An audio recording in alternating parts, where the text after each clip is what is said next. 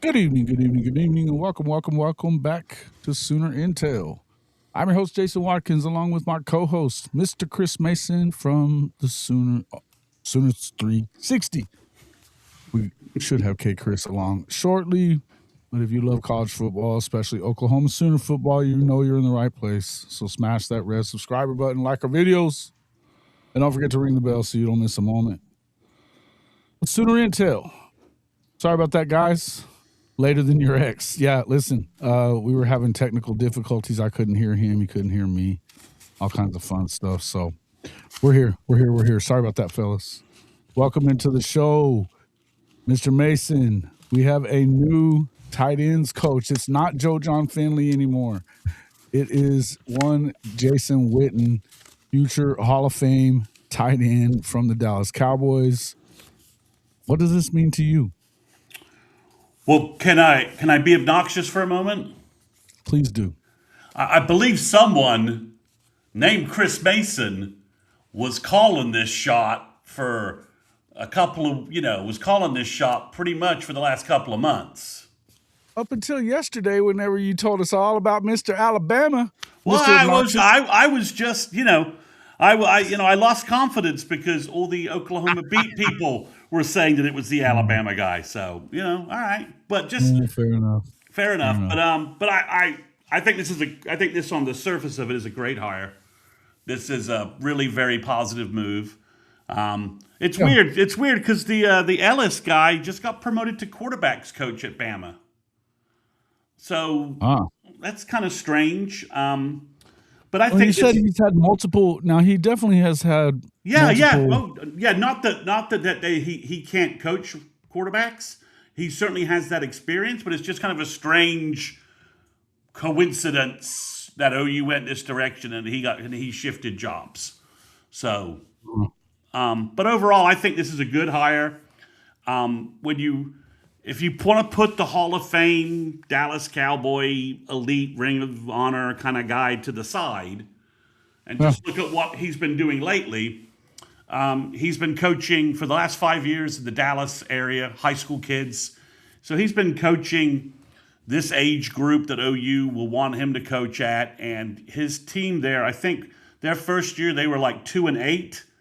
And then his second year, ever since his second year, they've either been champions or runners up in their district. So he's doing something right, and he's coaching that team up somehow. So I think that's all big. There's a couple of people floating around. I'm not sure how much I trust them, but I think it's an interesting anecdote that said that when Witten was with the Raiders, he was basically functioning as a mentor coach. Wasn't playing that much. He was really coaching up their tight ends. Yeah. Well, and something that I noticed, when he had that short stint as like a color guy, which I don't think they really felt like he was great at that part. But He didn't what like it either. I saw some things. I saw a lot of things. When they have their pre-production meetings and things like that, where he was getting super in depth with the strategy of the offense and what it was that they were trying to do. And I mean, I forget what the show was, but I mean, I was impressed by the conversation. He certainly was like a second quarterback out on the field that kind of knew everything that they were looking at and what they were trying to do. He was always kind of considered a smart player. Tough was always part of it as well. But I would just tell you that I think that this is. I would probably say maybe it's risky, except for the fact that you still have Kevin Wilson around to kind of help him become the kind of coach I think that you wanted to be. Recruiting wise, I don't think there's anything wrong with it at all. I think that you probably end up feeling or seeing a DeMarco type. There's a bump coming. Yeah, listen, I think that with DeMarco, he gets the attention of each and every running back that they target. Yeah. There's no way that you're a Dallas Cowboys fan or a fan of the NFL and you don't know who Jason Witten is. End of story. Yeah, and if if you don't know, I think he can just say, "Yeah, just Google me." He can do the Signetti line, right? Just Well, if the Google kid doesn't know who he is, I promise you his dad does. exactly. Just have talk to your dad about it. Got an older brother. Ask him, or you can Google me and get back to me. But I think as you said, I think that's an underlooked factor is if there is any adjustment to coaching the tight ends in the college game, Kevin Like, Wilson. what? What? I don't know, but I think Kevin Wilson can mentor Witten or guide Witten through any of the mechanics that he's missing. And I'm not really sure what those would be, but Wilson can certainly say, "Hey, if you're having any questions about the mechanics of this, let me know. I'll walk you through what we do as what I've how to coach tight end at the college level." Sure, and I think again, as you said, if he was doing that, you could picture John Gruden doing that with him with the Raiders, right? Yeah, Was Gruden already there? I think he was, wasn't he? that's probably right. I wouldn't swear on it, but that sounds correct. Yeah. But anyway, I mean, yeah, and like Logan's saying here, he's already contacted the numerous number one Yeah. I mean, tight ends in the 2027 class. I know you've got two high end tight ends that they brought in for unofficial visits. They love Norman, and Nagy's been working them heavily in the front office, and now they can kind of turn him over to Jason Witten. And Sure, I'm not going to steal anybody's content, but Parker Thune was able to talk to a Seneca Driver, top 5, top 10 tight end in the country, top 100 player. I've talked about him on my recruiting podcast a number of times. He's a Jermaine Grisham type, if you're wondering when we could ever get a Jermaine Grisham type guy again, Seneca Driver's it. And he has an unbelievable quote about this transition, and I'm not going to spoil it, but let's just say it's kind of one of those.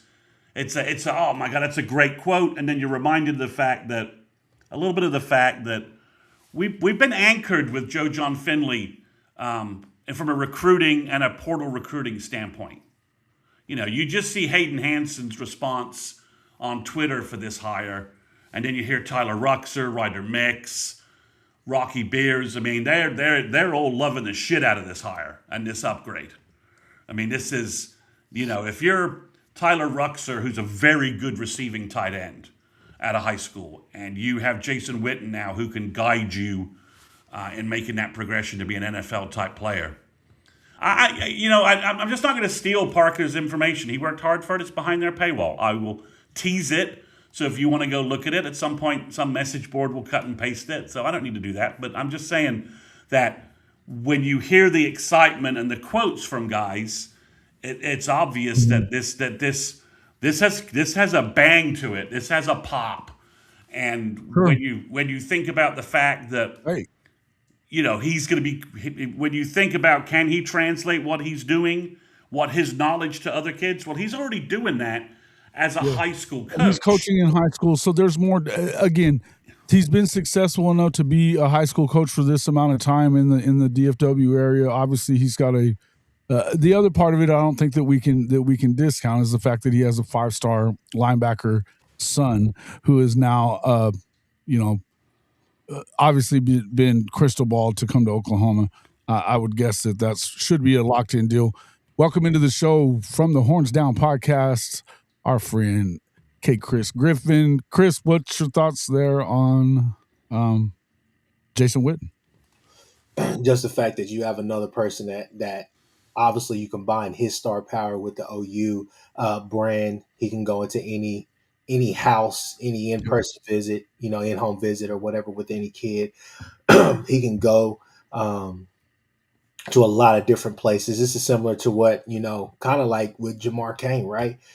Basically just spoiling that person, right? As far as that coach, Jason Witten's going to come in here and he's going to be tough nosed. He's going to teach these kids. I think that he's going to be really good. It's going to take some time just to see what kind of coach is he at this level or whatnot. But I think that he has guys around him that will make sure that he progresses very quickly. But again, it's just a guy that, his newbie coaching might be better than what we've been seeing. So exactly. I'm for me, like I told my uncle today, I'm really excited for kids like Rocky Beers and the Hanson kid who were willing to take a chance on OU. And you'd have told them 4 months ago, "Hey, I'm gonna be coached by Jason Witten." They probably would have been like, "Yeah, no." But no, I think that it's a guy that, like my uncle described him as a guy that earned his way. DN that turned converted to a tight end at Tennessee, and the rest is history, right? So he's a guy that I think comes in here, can level with the kids, can make things easier, but also demand a lot from these kids as well right off the bat. So hearing a lot of good things about him, just the fact that he's already active. So I'm just excited about it. It's not just because obviously we want his son in his next year's class, but at the same time, I think you're getting what could potentially be a really good coach. So I'm sure Chris Mason has sang his praises as well. So shout out to Chris Mason as well for even dropping those hints on the pod, but especially off the pod in the green room after. As we talked about quite a lot of things, and this was something that happened. And you remember he dropped it on the pod that Witten and his son were there at the playoff game, and that there was conversations or whatnot. But again, I think just a big time hire, man, big time hire. And just, I mean, a lot of folks are like, well, OU's hiring Witten to get his son. We were getting Witten regardless. We were going to get Cooper Witten regardless from a recruiting standpoint. So he's been pretty much considered a lock for the better part of 2 years. I mean, he's spent, how many times has he been in Norman? Like damn near every damn home game. He's been to at least 3 home games. He's been at OU summer camps. He's at junior days. OU staff has been recruiting him left and right. Brent has made him a focus. The entire staff was making him a focus. Obviously, there's a Tennessee connection, but OU's been pretty much the leader for him, for pretty much the last year. So we didn't need to hire his coach to get him. So, and I think Witten brings, just a name brand level of when you're rebooting a room completely, right? If short of hiring Iowa's tight end coach, who might not be really a fit, for our program, but short of hiring somebody like that has like 5, first round draft pick tight ends, pelts on the wall. Yeah, of course. I mean, short of hiring a guy like that, this the name brand value that Witten brings to our room that's been bad is huge. I mean, it's a massive value for us in terms of from that perspective. He gives us some gravitas at the position that was basically dead in the water. Yeah. I mean, you weren't even getting in the room with people anymore at this point. No, you mean Nate Roberts is at Ohio State, Cooper Alexander is at Iowa State. Nate Roberts, who went to Norman North. Yep.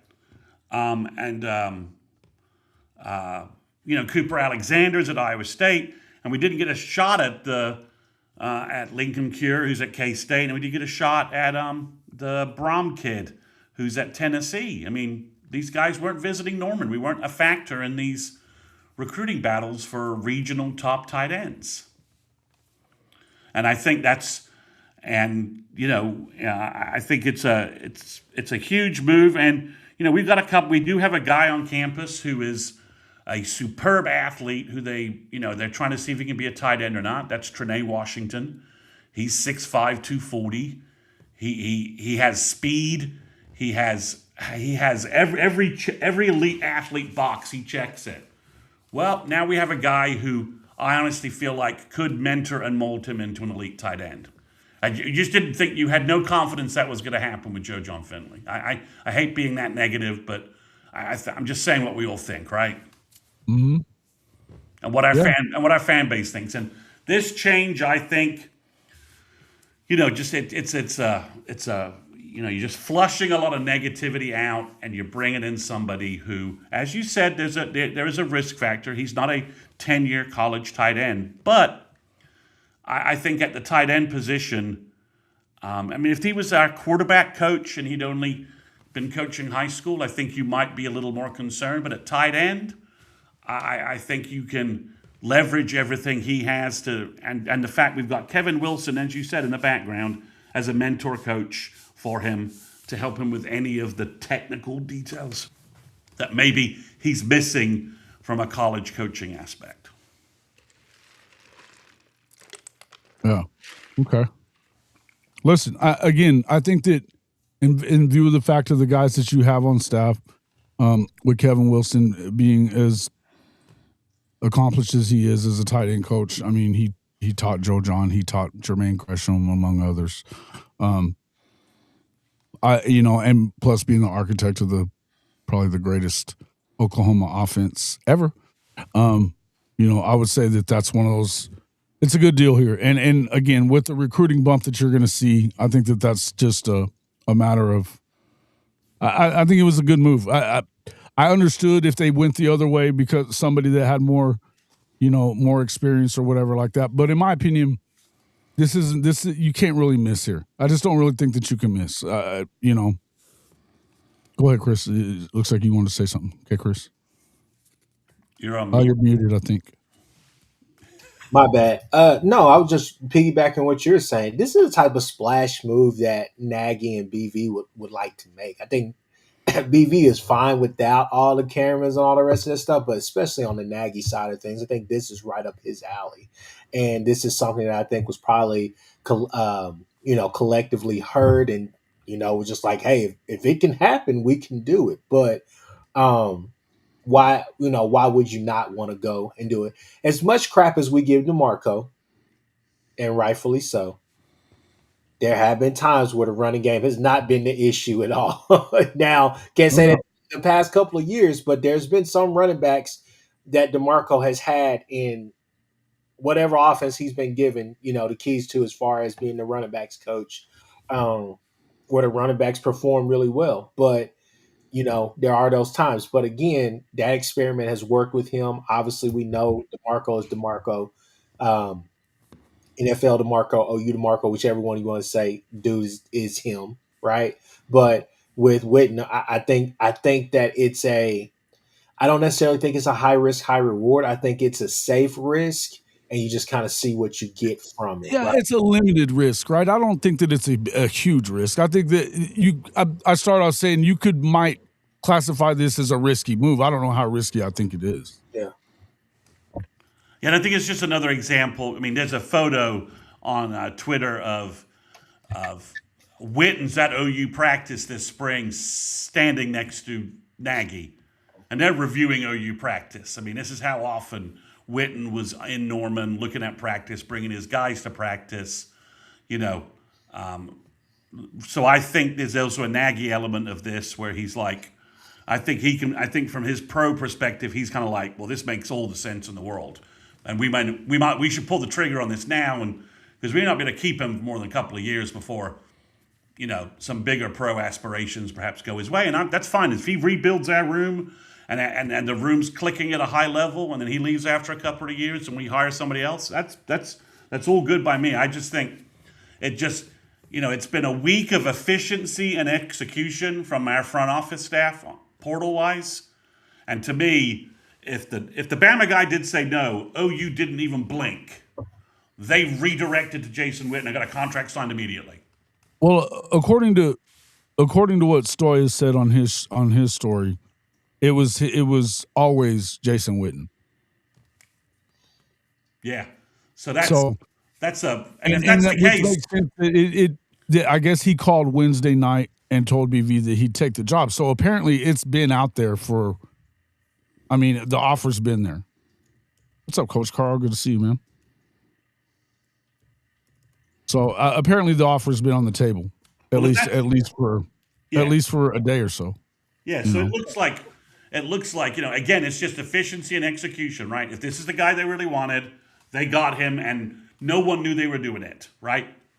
If for some reason the Bama thing was in play and it didn't look like it was going somewhere, they aggressively redirected and got the guy they wanted and didn't screw around or mess around with what they wanted to do. So caught everybody a little bit, looking in the wrong direction, and maybe that's Nagy and working for that. That's maybe the way he's going to operate. I mean, he's been catching George Story has been doing a great job trying to cover the portal stuff, but even George is like, guys on campus, I didn't even know he was being on campus. So Nagy is working at a. I called him the stealth bomber. We kind of laughed about it, but this is kind of what's going on, right? I mean, I know Brent probably had complete sign off on this and was like, yes, I want to do this, but we know that Nagy negotiated the nuts and bolts of this, along with Stevenson, making sure that everything from a due diligence standpoint was being taken care of, right? Okay, well, this all makes sense, but from an you always keep you always got to have HR keep cover your ass, right, and do some, especially the state university. After the Sharon Moore thing, maybe Michigan should have done a little more due diligence before naming him as head coach. I'm not blaming anybody there, but it's just an example of why sometimes things take a couple of days, and you need oversight, right? Someone at Stevenson's level over Nagy saying, "Yeah, I want the background check to go another level on this, please." Yeah. From that standpoint, you just need people to stop you from making. Sometimes you need oversight to stop you from making bad decisions, and I think Brent could have used Nagy and Stevenson when he did the Luttrell hire. He should have had somebody above him who had oversight to say, no, you need to go interview 3 other offensive coordinators, big name guys. And if you need the names, I'll have a search agency give me the names tomorrow. Something like that. I think now we have it's nice to have oversight over what Brent is doing in a way to make sure the best decisions are being made. Yeah. And this is another example of, if this was, this is another example. I mean, you can punch. The only thing you'd say is he hasn't coached tight ends on the college level. All right. Joey McGuire, never coached on the college level. So yes, he did. He was coaching with Matt Rule for 5 years before he got that job. Was he? Okay, all right. But he jumped from high school. But he jumped from high school to college. So at some point you got to make that jump, right? So it has to happen sometimes. So you coach. You're either a coach or not a coach. And I would go back to that and say I think that he's a coach. He's proven he's a coach. He's been coaching. He's not just coaching tight ends as the head coach at a DFW. Private school. He's not DeSoto's tight end coach. He was the head coach of a team. Yeah, of a program. So I think again, I don't think it's totally foreign to him. He's played at the highest level. We're talking about a Hall of Fame caliber player. He should be able to show you how to do it. You know what I mean? And again, as I said, watching him in those pre-production meetings and stuff like that, he had no shortage of knowledge about what was going on and what they were trying to get across to the audience, at ESPN or whatever. So I think it's going to work itself out. Welcome into the show, Goated, No Faking Sports, Mars Jams. Dave's here. Let's see, Chuck Kearney, James Thrice. Folks, everybody who's come in, Legend, My Gun Sweetness, Jimmy Satterfield, all you guys, appreciate everybody for coming in. Make sure that you are sharing the channel. Make sure you're liking all 3 streams here as well. No Faking Sports, welcome in Scott Walker. We'd appreciate that. I am right around 100 away from 5,000. Damn, it would be good to get to that 5,000 mark, man. That's a big it's kind of one of those benchmark spots that you just can't wait to hit that point. So appreciate everybody that's here. Mars Jams, Brandon Snake, Neelio, all our guys, as always, Sooners to win. Yeah. Listen, continue about this heater. We talked about this yesterday on the morning show, Mr. Mason. I know you guys had another one last night. You guys have been rolling every night for about a week. So shout out to you guys for all the portal intel that's been going on. What are we hearing today? What's the news aside from the Jason Witten hire? I mean, and I think that obviously helps with the 2027 class with his son, but what else are we talking? I mean, what else are you seeing, and what are you expecting? Anything more here in the last week or so of this thing being open? OU's got a couple of offensive linemen they're trying to bring in. I think OU's got a defensive tackle kind of conundrum with the portal.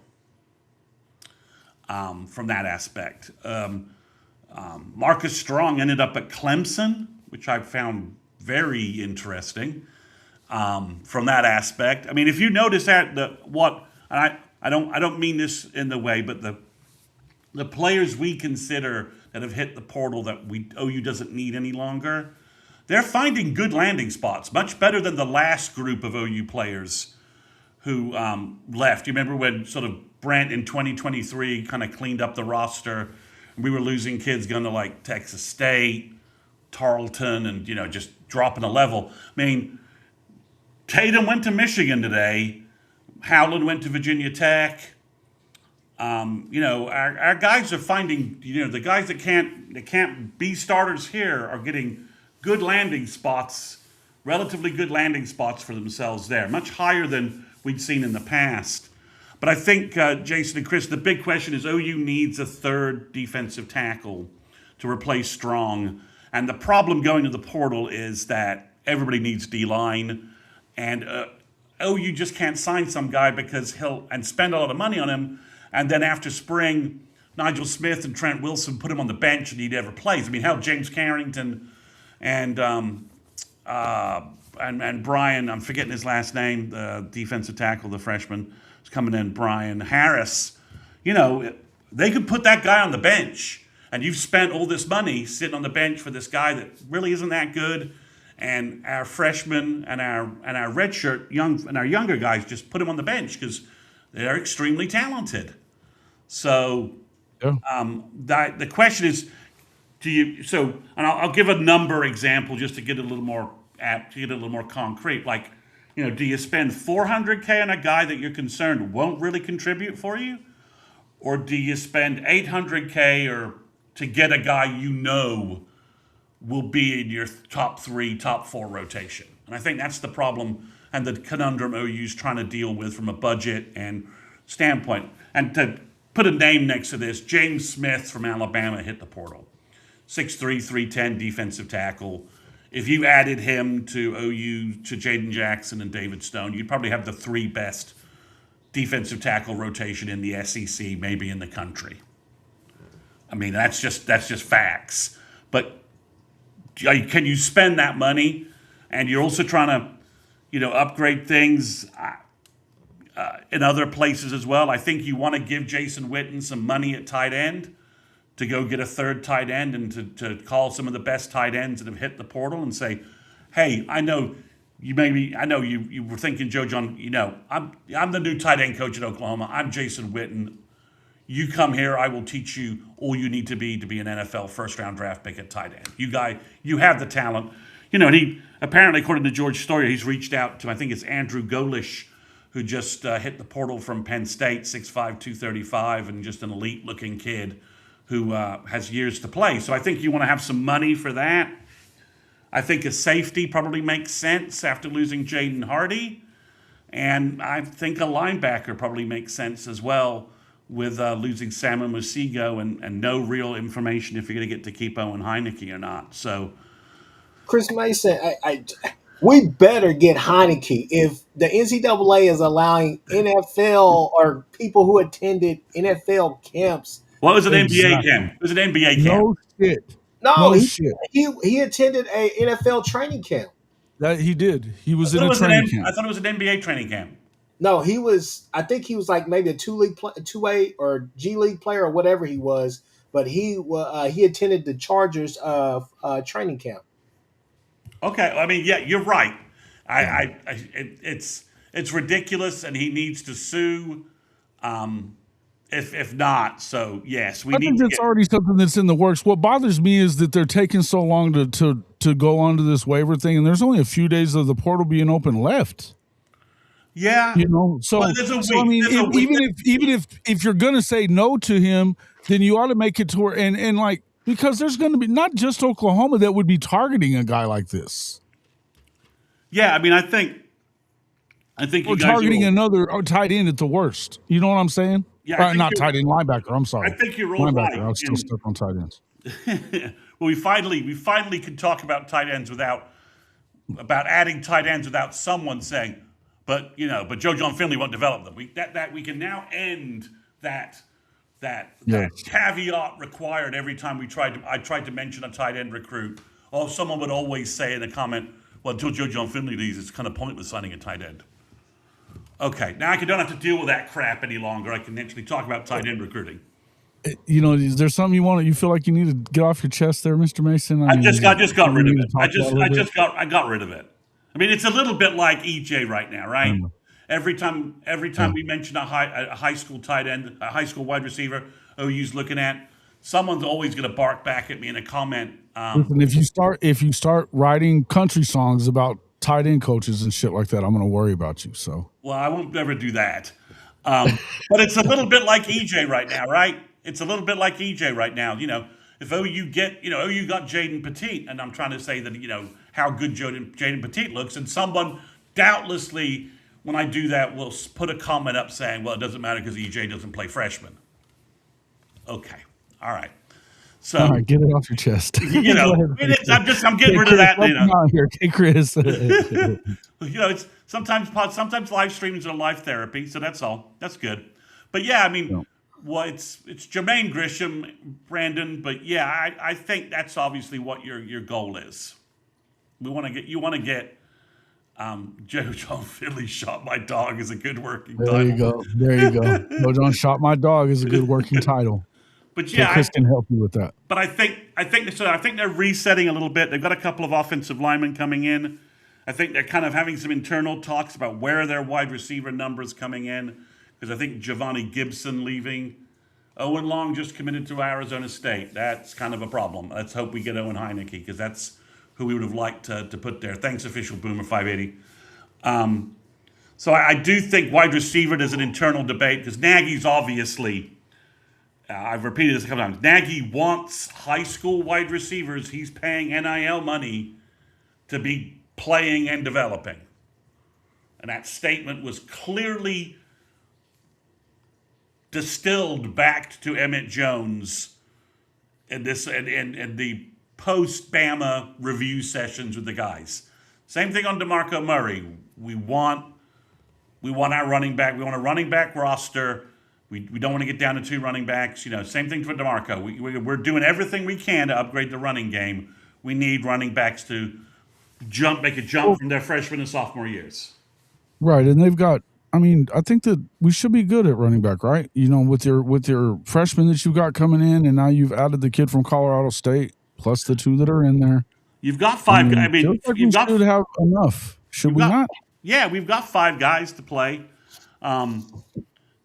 Again, we'll see if some other running back floats at the second half of the portal. I think that's a possibility that some guys think they're going to get RB1 money elsewhere, and they're going to find that they don't have it. And maybe they decide that they want to go to OU, or OU contacts them and say, we got RB3 money for you. You can come to Oklahoma, go to spring ball, grab our starting spot if you work your ass off. And then all you got to do is defend it in the fall when Blaylock and X-Rub get healthy. Because I think Blaylock and X-Rub, if you're legitimately running, in spring, I would expect those guys to be in like orange shirts, green shirts, and doing just light running stuff, right? Knee injury and shoulder injury recovery. They don't need to be in any Oklahoma drills, this spring. That's not what we need. And force feed the reps to Hatton and Walker and Devont. But if somebody else, some other feature back says, well, I can beat those guys out. Well, you got all spring to prove it. And then all you got to do is back it up in the fall if you seize the job in spring, from that standpoint. But I do think there's some wild stuff going on in the portal with Texas. There's a lot of Texas top-end freshmen, sophomores hitting the portal. It's very odd. There's a lot of there's like the lunatic fringe rumors about Texas, and then it's starting to drift to less and less lunatics. Hey, listen, I would just be real, and Kchris, jump in here on this one, because these guys there's some problems. You're starting to hear them talk like, about how I don't know why we would want to spend this money. This sounds like a football program who's starting to get donor fatigue because they haven't gone and won a national championship, and they came into this season with the number 1 ranking, and they didn't even make the playoff. Chris This Mason. is, I mean, I don't want to hear all this whiny shit when you're lining Lambos up at recruiting events. Chris Mason, did I not mention that last night? Jason's exact point as You far did. as there was talk about Wingo, Colin Simmons, and some of these kids, and I cannot wait for somebody to say that I'm lying. That is perfectly fine. This was all over everywhere, boards and boosters alike. People were actually saying this stuff. Maybe. Well, I don't know. All I know is this right here is that there were issues or whatnot as far as NIL. Not necessarily that Texas doesn't have the money, but Texas doesn't want to spend the money because they're getting the same result, right? It was a bit of fatigue from we made the semifinals. What is it going to take? Is it just going to be the same thing every single year, right? But Right. I will say this right here. Now the angle, now the news is that Texas is tired of paying money for future development of the sideline grass, and they want production now, current production. So they're Except switching. that they're missing out on all these portal targets that they don't want to pay for. It's not that they're not even trying to pay for it. I think that I do believe the word that's going around is that a lot of these kids are using Texas as the leverage to stay where they're at and get more money. Right? They're in a good situation. Why would I leave a good situation to go there? Right? So it's one of those things where it's a lot of confusion going around. I don't know what's going on. There's the lunatic side, and there's the calm side, and then there's the this. But the calm side, they may just be as crazy as the lunatic side because you're sitting there saying, why there is no way that Sark is going to gut this team like it's what is happening, not keeping all the continuity of this team. You could say, oh, these pieces, this, and that. These guys were young guys, right? Yeah, you graduated some guys, but these were young guys. I mean, the Umazulu kid they're losing was a productive redshirt freshman defensive end for them. I mean, the French kid was a 5-star wide receiver, and maybe they Yeah, cut I mean, his we're talking about NIL. He cut his NIL, but it's messy. And then you keep hearing the Falcon stuff just is like firing away left and all over the place. The Raiders, Miami. it's all firing around all over the place, and so they're having a weird off season. I mean, it's the Chappelle meme, right? You hate to see it, but you love to see it. They It's You love to see it, but you love to see it. It's they better. it's a must. They cannot leave this portal cycle without having Cam Coleman as a Longhorn. they Like can't. It's a bit abject failure, failure. and it looks like No doubt. And I mean, they're even losing. They go and get a new defensive coordinator and why I have no idea because they've been carrying Sark's ass for 3 years on the defensive side of the ball. That's a fact right there. I know that's a fact. I'm aware. I'm just saying they've been carrying that, but now you bring in a guy like Will Muschamp, and all of a sudden you're losing guys on that side of the football too. And I think that there's more smoke than there is. I mean, there's more than just smoke here. There's a lot of fire going on. And are we seeing fatigue to the point that because they don't believe in Sark anymore? Is that what this is? I don't know, but you're talking about I mean they should be primed for a big season, right? But they're not. I mean they're not doing anything about. I mean they're to hear the fan base tell it after the way they kind of beat up on Michigan at the end of the game. They're coming into the season hot and ready, be ready for us to be number one again. Yeah, I mean it's essentially. I mean.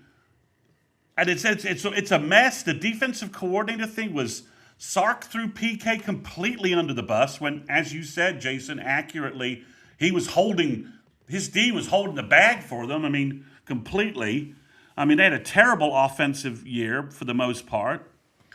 They were lucky not to go, 7-5. I mean, they pulled out the Kentucky and Mississippi State games from like nowhere, really. It was really only Kentucky and Mississippi State giving those games away. From that standpoint, it's a mess. And then you got the pro stuff, and you're hearing that Sark doesn't like NIL that much, and it's all going very, it's all going pear shaped. I mean, and then if Sark goes pro, and there's enough pro jobs out there, and somebody will hire him because they think he'll be a good pro coach. I mean, we know that the pros will kind of convince themselves of anything. It's a mess, and then they're two of their biggest portal acquisitions are defensive tackles who are 390 and 360. And one of them is like a freshman, and he enrolled in Austin. He was 295, and now he's 360.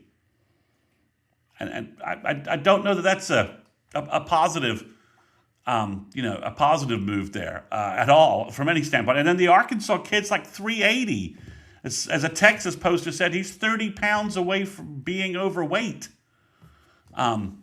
And I don't think those guys that works. So the Michigan guys, both the Michigan offensive linemen went to Austin and then went running back to Ann Arbor. They never got Isaac Brown or Jaden Bow on campus. The Florida defensive end, Jaden. No, they lost Jaden Baugh and that defensive end, and they were freaking out on High Top last night about that happened while their stream was going on, and they were even throwing the horns down and stuff at the end of the show. I mean, this is how excited people are in the SEC right now to see them fall on their face. Because of all this shit they talk, and because of all this, looking down your nose at, we got all the money, we're going to do all this, blah, blah, blah, blah, blah. Look, make no mistake, there's problems in Austin right now. And if just like James is saying, Sark doesn't like the NIL, bullshit. He's always loved the NIL. And again, we're talking about, they've got Lambos lined up on both sides of the entrance to DKR, but just about for every recruiting event and all that. Yeah, it's just ridiculous. Recruiting event they've had in the last 3 years. And now all of a sudden we don't want to hear about it. All of a sudden we don't love what we're doing here. We don't love recruiting this way, and this isn't the way that it should be, and blah, blah, blah, blah, blah, blah, blah. Hey, look, you play the game, it's not supposed to be easy, number one. I mean, we've said this to our own fans a million times. It's not supposed to be easy, but it ain't never going to get cheap again. And this idea, Chuck, I don't agree with you on that college football has been destroyed. Go look at the viewing numbers says otherwise, big guy. The viewing number says otherwise, and the amount of money being dished out to all these big conferences says otherwise as well. So, you don't have to like it, but you better get on board or just stop watching. Yeah, I mean, you're right, Jason. It's not going the other direction, right? It's the genie's out of the bottle. We're not going back to the days of. We're not going back to 2017 or whatever date you'd like to choose, right? It's post-COVID, NIL, where this is the reality we're in. And I think, they've been making, UT fans have been making a lot of fun of of us hiring a pro GM and having a new, the way we're doing stuff. I think they're going to come out of this mess and they're going to turn right around and copy us, because it's clear that what we have going on from an actual NFL front office type of deal. Yeah, I think, they've been making fun of that. And I've been seeing some Inside Texas posts where they've been posting this week like, yeah, we kind of made fun of this, and it's actually working out exactly how OU wants it to work. And this is not, and if they keep this up, this is not, we need to match this. This isn't, they're gonna get some critical bounces from this, that if we don't copy this kind of way of doing things, we may fall behind. And that's not even factoring in the 2027 high school recruiting that OU's doing right now.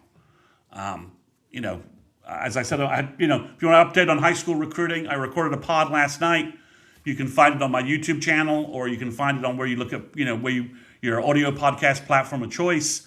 I talk about news coming up for OU tomorrow on Saturday. Sorry, I was losing my days of the week. OU's about to get more good news Saturday in high school recruiting. And I got a couple more probably got some more good news happening before February happens. So, yes, you beat us. I believe we're aware of that fact. It's such a snappy comeback they have done, and it's such a snappy comeback. Yeah, you beat us. Congratulations. Snappy retort, buddy. Snappy retort. Let me throw that in there. You know, Just there for you, bud. we're aware of that. I don't think we So, suddenly. the Texas fans, going to looking for every OU pod they can find, making fun of them so they can whine and bitch about it. Especially this Texas fan. Drew's the biggest whiny bitch of the world. It's crazy stuff.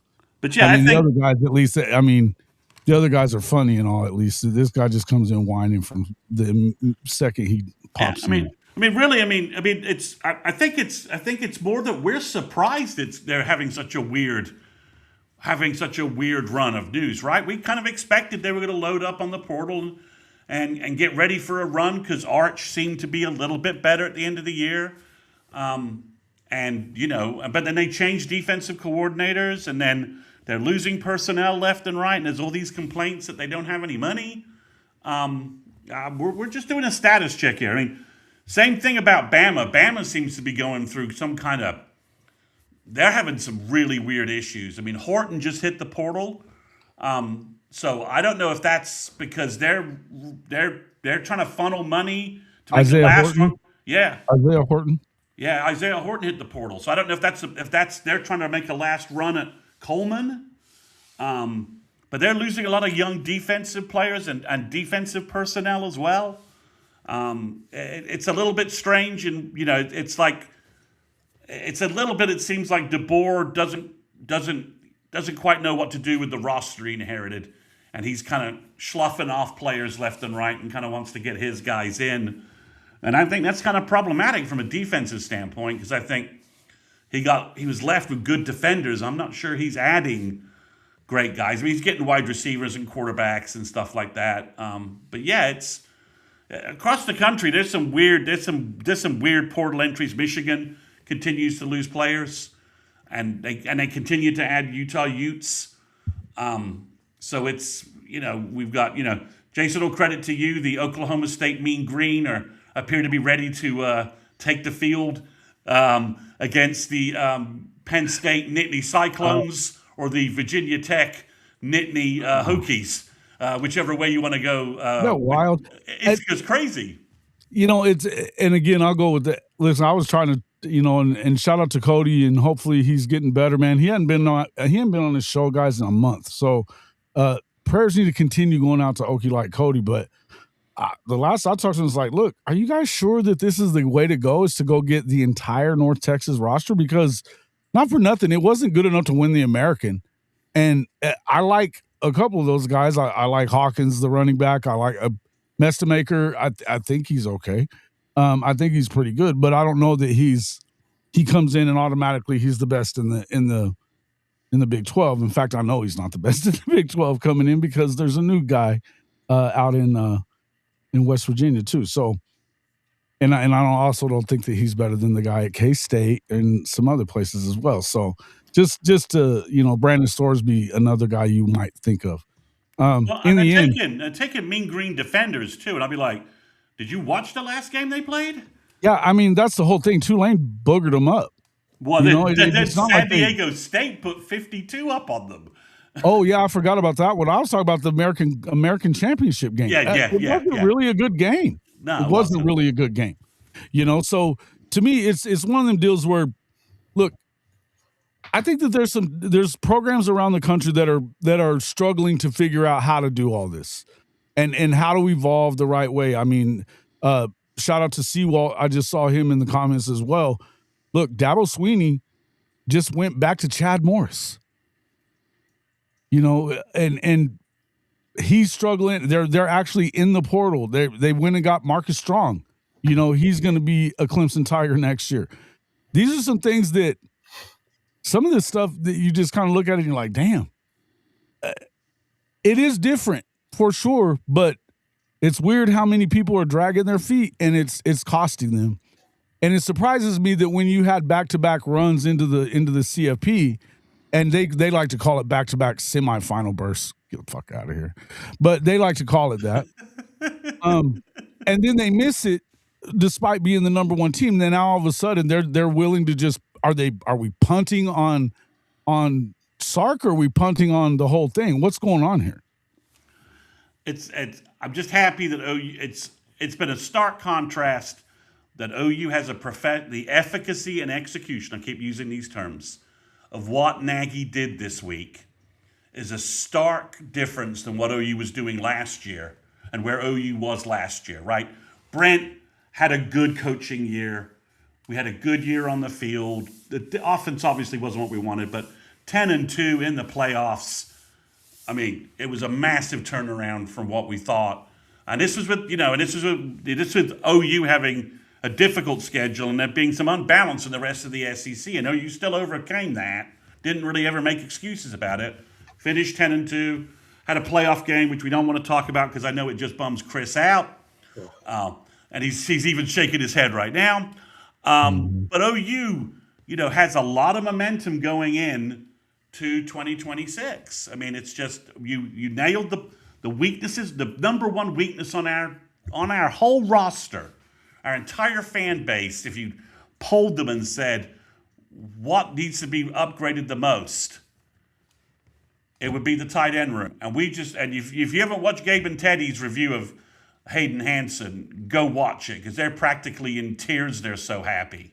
I mean, and what he could do. No, we talked about that yesterday. What he could do, and then you talk about the fact they got this Rocky Beers kid who's also very talented, and then he just brought in a brand new coach who we think can coach up the position, knows a lot of offense, knows a lot of how things should work, and we took a room we were getting 0 out of. And we've moved it to where we maybe potentially out of 10, we're going to get like 7 or 8. And that could make a big difference for OU in a lot of ways. Our running game, our passing game, our quarterback. Hopefully he'll improve with some different weapons and some more and maybe less reliance on him throwing the ball with a better running game. But it just seems like I look at where we were 12 months ago and I look at where we are right now, and it's like. It sure seems like OU's making some smart off-the-field decisions about how they want to operate. Yeah. That's a great way. Drew, Texas didn't embarrass themselves in the playoffs. Are you sure that 90-plus yard turnover for a touchdown, that didn't embarrass you? I mean, it seems kind of embarrassing. You could have went to the championship game and maybe won it. Yeah. I don't know. There is that, too. And being number one and having the Heisman favorite and all that bullshit from game one of this year and not even making the playoff, there is that. There is that. I mean, it's like playing wiffle ball with this guy. It's like playing fucking wiffle ball. I mean, national disappointment lists that have been posted postseason from not OU homers, just national writers. It's pretty much Clemson, Penn State, and then Texas. I mean, you're only being saved from the top of that list because of Penn State and Clemson's meltdowns. That's it. Mm-hmm. Shout out to Drew. Got a new podcast, I guess. Drew England. Welcome in, Drew. Just coming in to promote, huh? Appreciate it. All right. Cool. All right. CJ Vogel's not having a good time, and he's been posted about it. So yeah. That's what I'm saying. Even the guys that are like pro Longhorn all day long are not really able to say that it's not. I'm surprised really bad. I felt like calling in a health, a mental health check-in,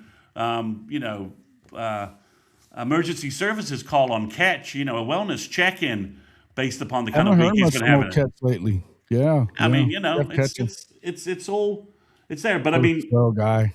All right. So, Chris, Jason, I've had a chance to talk to you both about the portal stuff separately. We've done shows. Is there anything that you guys want to, any player that you're just like, you want to kind of, maybe talk to each other a little bit about, sort of the strategy thing that changes? I think to me, it's Hansen and Beers that are going to be, that's where I see the big upgrade. I think the wide receivers could be huge too, but to me, it's taking the tight end room from 0 to, to maybe a 6 or a 7. That's the big difference. But, Jason, is there anything from the portal you'd like to talk to Kchris about from what OU's been added? No, I mean, I think we've kind of brought it up, most of it. I mean, I guess like I asked you a second ago, I'm not sure What else? I mean, where else you go from here? Are you looking to add that one more defensive line guy? I would guess. I don't know that it's. I mean, is there anybody else that they would probably try to make a move at if you could? Are you looking for maybe one more weapon on the offensive side and one more lineman on the offensive side? What are you trying to hammer it home with? Chris, where would you if I only gave you two more players to spend significant money on, not some Nagy find from, and Nagy's finding some guys from some, the App State offensive lineman, for example, was visited today. There's another guy from Wichita State, some 6'6", 320-pound offensive lineman who's got a bunch of SEC offers. I know OU's offered him, brought him in, but Chris, if I told you that I've got a significant pool of money and I'm going to cut it in half, what two positions would you try and spend that to bring in the best kids you could for that money? You're talking about on the offensive side of the ball? Just total for the team. You're looking at where we are right now. I was asking him offense. I know where he's headed. Yeah, go ahead. So I would say, if we were Chris Mason, to your point, I would say, yeah, D tackle for sure. Got to get that third guy in there. Even though I think that we have some guys that are hungry and they're going to be out there doing it with Nigel Smith and Trent Wilson and so on and so forth. But excuse me, if I had to say just offensive side of the ball, Jason, I would say wide receiver, probably at least one more wide receiver, maybe kick the tires on one kid, and then also running back. I'd like to see us fill that room out with 6 and see if we can get, somebody that we say, hey, we just need to get him in here for winter workouts all the way up to fall camp, and we think we can possibly get something out of this kid. Maybe he can crack the rotation or whatnot, or be somebody that, hey, we can count on if X-Rob, Blaylock, and all the rest of them are still, healing up or whatever the case may be. It'd be nice to see that, but that's where I would go. Okay. Yeah. So, Jason, same question to you. Who would you take? An offensive guard. Yeah, I think that's kind of where I was headed. I figure you want to, if anything, what you want to do is make sure that you add some depth at the offensive line position, and particularly, I don't know if it's just at guard, but I would say any depth is good depth, especially with the way that how big Bill is. He doesn't mind moving guys around to different spots and playing them throughout the line. So Drew adds 3 more offensive linemen, 1 wide receiver, maybe another linebacker. Does it feel like the linebacker position is about where they're going to be on it now with Sullivan in the fold? And it feels like you like I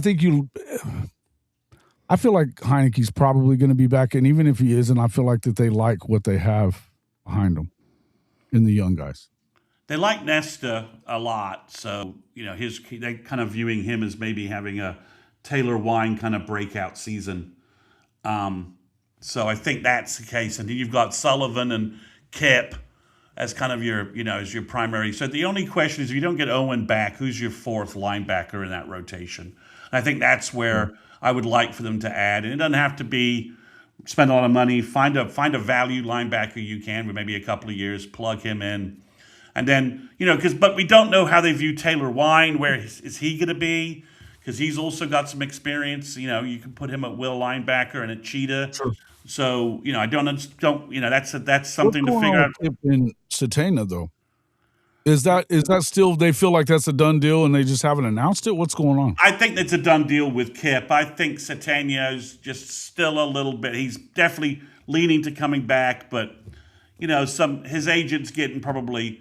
We know that the agents are kind of getting told what they want to hear from various sources right now with some mock drafts and some stuff. I think he needs to return. I think he needs to look at Zachariah Branch entering. Yeah, he did throw. Carson Black did throw his first pick of the game.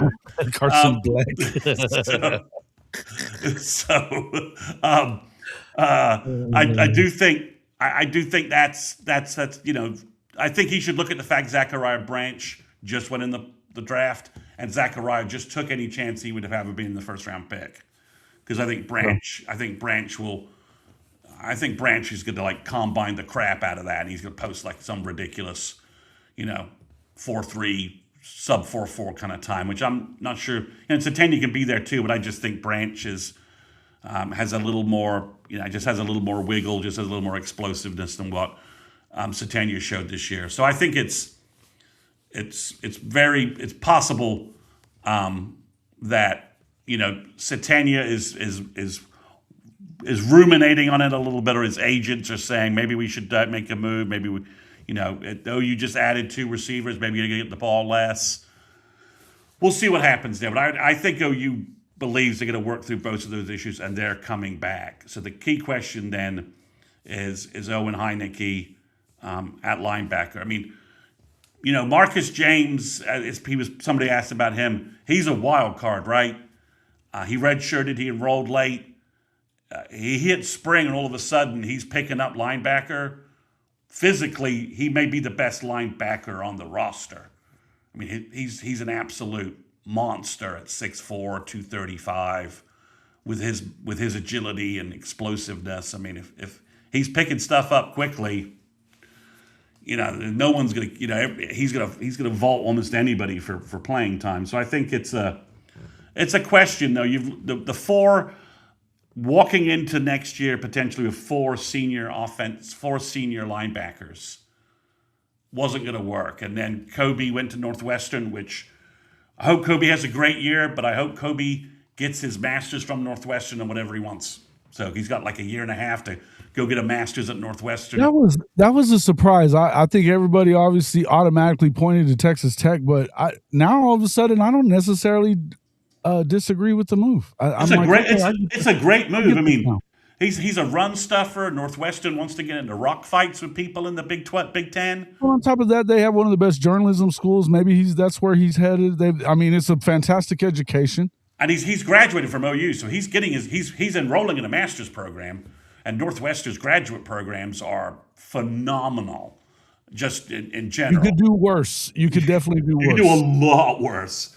So I think Kobe did a good job, and Sam O just once they got Sullivan, I think he saw his playing time and snaps decrease, and someone's going to pay Sam O a lot of money. He'll be starting somewhere in the Power 4 this fall. I mean, he will be once he hits the portal officially. But it's just I think they need this whole Heineke waiver thing. You just need it resolved one way or the other, right? Can we get an answer on this? And I swear I think Heineke may just say, screw it, I'm gonna go to the Senior Bowl, prep and get ready for the combine and go be a second, third round pick. Because Miami almost put that game away right there with the interception and just blew it. So yeah.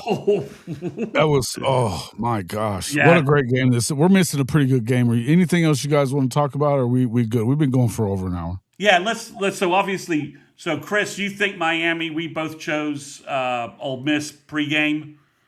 What do we think about tomorrow night? I'm going to go with Indiana over Oregon. I'm going to go with Dan Lanning. I'm going to say he definitely wins whatever line race he's going to win before the game. I think that I think we're going to get it done. And it's a good game. I think it's a good game. I think that I think that talent-wise, we've talked about this before. I think talent-wise, I don't think it's a question who's better. But when you start looking at what Indiana is, how well they're coached, but how much experience these guys have playing football and how efficient they are, it's tough to pick against them, man. I got to go with Indiana on this one. And it's tough to do. I'd like to see Oregon win it because I'm kind of sick of it. I feel like, I guess the reason I want to see Oregon win it is because I think either team that wins tonight can beat them easier, I guess. Okay. I'm sick of the Big Ten talk. Really sick of the Big Ten talk. So, well, it didn't help that they took Bama to a they dumped. I mean, that's all right. I mean, look, I don't think any SEC fan of a program aside from Bama has a big problem with seeing Bama get the shit beat out of them because we've been watching them win for a while, right? That's certainly true, but I think you're right. I'm sick to death of this Big Ten bullshit because they're talking about their bowl records, which nobody gives a shit about. But never mind the fact that their bowl record is bolstered by a bunch of G5 wins. You know what I mean? I don't want to hear about it. It's just it's a lot of smoke and mirrors and bullshit stuff. And so them winning a third straight championship is not what I want to see. And the other part is that they talk about, well, you had 5 teams in and you only got the 2 teams left that are playing each other tonight. Well, that's because you've already had, leading up to this, you had 4 meeting each other. You've now 4 of the 5 have met in this playoff. So, you're knocking each other out of the game. So I don't really want to. I don't really want to hear about all that stuff. It's just getting stupid at this point. I tell you what, if you want entertainment value, Ole Miss Oregon would be an old-fashioned entertaining shootout. Shit, yeah, it would be, because they both throw amazing balls. They both are. Yeah, listen, I think that they're the best quarterbacks. I know you got the Heisman winner in there. I think he's efficient. I don't think he's great. Yeah. But I just think you watch them and you could see, Chambliss goes on a heater and Dante Moore's spinning the ball, and we could have a classic shootout final. I mean, I think that's it could be. We've got a 4th down situation here. I mean, oh man, you're ahead of me. So, sorry. So, Kchris, you got anything else? Any other words of wisdom for us about this big week for OU? Nah, man, just excited about the prospects, man. We have a chance to walk in. We're going to walk into next season a top 10, probably a top 10 team or so, and I think deservedly so. I think that it's just now time to go and put in the work. But we're not done yet. I think there's still a couple more moves to be made in the portal. But once that's done, then we can kind of, focus in on this team, what's going to happen and what you're going to be able to do. But they made some big time additions in the portal because they went out there and they got, what I've been saying, if you've been watching our recruiting pods, they got some keys to unlock this offense, I believe. So it's really, it boils down to, we could talk about all day. It boils down to Mateer and Arbuckle, what they want to do. But at the same time, it can be a lack of trying, because Nagy is going out there and getting guys. And I think that the shift in the mindset that Chris Mason has been screaming about this entire time, which is develop your young wide receivers, develop your young guys. I think that I need to hear a lot of that shit going on, because he's, you're hearing that he's kind of sick of, paying a lot of money for these wide receivers out of high school and they never get on the field. Yeah. I would agree with that. The other thing I would agree with, I think that he's shown, look, if you're not finding a way to make what they've done in the portal matter, which is sitting down with Kevin and Buck and those guys, and let's find a way to run the damn football. Yeah. And because if you're not noticing, the teams that are left run the fucking ball. Yeah. Yeah. I mean, I think all those. So I'm definitely with you, Chris, about all that. And one last thing for you guys. OU offered a 2026 kid today. Yeah. So OU's not done with high school recruiting. So I've been telling everybody that the past several years, Brent has basically ignored the February signing day. That's the last chance Nagy has to update or improve the roster for 12 months until December signing day. Yeah. 11 months. So I don't think he's going to walk away from, if he has some gems that his guys have found in senior film, that guys he could get low NIL money and park for 2 years and help, I think we may see a couple of guys sign in February, especially maybe a big tight end guy that they can develop, someone who's just maybe a basketball guy who's, I want to switch to football. I'm 6'8", but, I'm not good enough to be, I'm not good enough. But, and they look, well, he's really athletic, and we could put 30, 40 pounds on this kid. I feel like you're going to take another step. I mean, at worst, take another step forward on the defensive side. So, again, I just want to see you load up with dudes that you in a scheme that you can run off tackle with. And I mean, I think that the tight ends that we've seen them go get, they're big. They're big, they're heavy. They can catch balls too, but they seem to be the type that you can line up and run off tackle with and be able to be successful in that way. If they're not working on that stuff, then we got a problem. right? You know, it's I just think it's a problem. So because look, if you're not watching this college football playoff right now with an eye on, man, Oklahoma could be right here. Yeah. We're not that far away.